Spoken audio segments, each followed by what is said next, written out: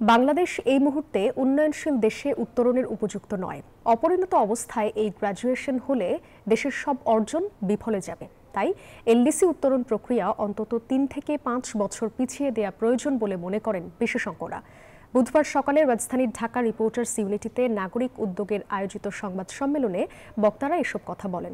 স্বল্পোন্নত দেশ থেকে উত্তরণের আসন্ন প্রেক্ষাপটে বাংলাদেশ পর্যাপ্ত প্রভাব মূল্যায়ন না করে এবং জনসাধারণ সহ নানা গুরুত্বপূর্ণ অংশীজনের পরামর্শ ছাড়াই তাড়াহুড়ো চলছে বলে মন্তব্য করেন বক্তারা। বলেন, দেশে পর্যাপ্ত জনসম্পদ থাকলেও সঠিক বাজার ব্যবস্থাপনা, বাজার নিয়ন্ত্রণ, গবেষণা খাতে সংকীর্ণতা, রাজনৈতিক হস্তক্ষেপ, বিশ্ব বাজার ব্যবস্থাপনার প্রতিক্রিয়া না বোঝায় দেশীয় শিল্প বিকাশ ও উৎপাদন বহুমুখী হতে পারেনি। এ সময় ৪ দফা দাবি জানানোয় সরকারের প্রতি সুষ্ঠু বাজার নিয়ন্ত্রণ, জনসেবা, জবাবদিহিতা ও অধিকার নিশ্চিত করার আহ্বান জানান তারা।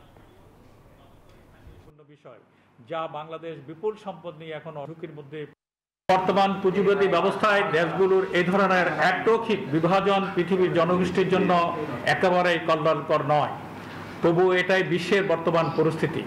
এর মধ্যেই আমাদের আপাতত টিকে থাকতে হবে।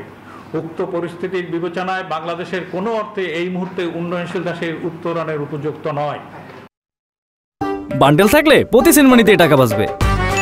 বিকাশ সেনমানি বান্ডেল কিনে জিতুন প্রতি লেনদেনে।